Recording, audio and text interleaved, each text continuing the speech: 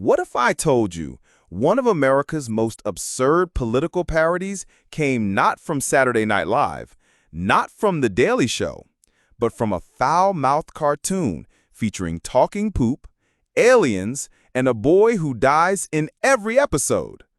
Yeah, we're talking about South Park and how it turned Donald Trump into Mr. Garrison with a spray tan, a red hat, and zero qualifications. So let's rewind to 2015.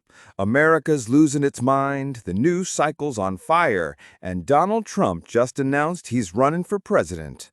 The world? Shocked. The satire world? Thrilled. But South Park doesn't just do impressions. They don't cast Alec Baldwin. Nope.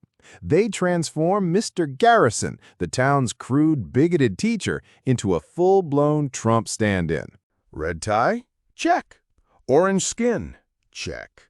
Zero experience and unlimited arrogance? Big check. Over multiple episodes, Mr. Garrison, now literally running for president, campaigns on hate, walls, and chaos. Sound familiar? The writers don't even have to exaggerate. Reality was already a cartoon. In Where My Country Gone, Garrison starts blaming Canadians for everything. He builds a literal wall around the U.S. border, and the kicker, Canada already built one first. He goes to Canada to make them pay, but ends up, well, let's just say his diplomatic strategy is very Garrison-like and horrifying. He doesn't even want to win. He wants to sabotage his own campaign. But, just like Trump in real life, the crazier he gets, the more the crowds cheer. Eventually, Garrison wins the election, with no plan, no policies, just rage. And now he's stuck running the country. Sound like a familiar 2016 headline? What's wild is South Park thought they were writing a satire, a joke. But as Trump kept gaining ground in real life, their episodes started to feel less like comedy and more like prophecy. Even Trey Parker and Matt Stone admitted they struggled to keep up. How do you parody something that's already absurd?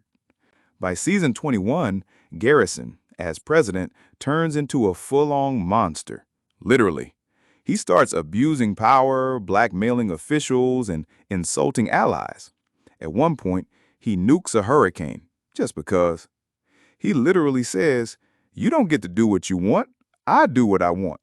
That's not just a joke. That's commentary on unchecked executive power. Some fans loved the raw, no-filter satire. Others felt it was too real, too close to home. And some just missed when South Park was about kids getting into trouble with Mr. Hanky. But whether you loved it or hated it, there's no denying Garrison as Trump became one of the most bold, uncomfortable, and iconic storylines in cartoon history. South Park didn't just mock Trump. It mocked all of us, the voters, the media, the culture that let it all happen. And maybe that's the point. Satire doesn't exist to make you laugh. It exists to make you squirm, to see the world sideways. And in that chaos, South Park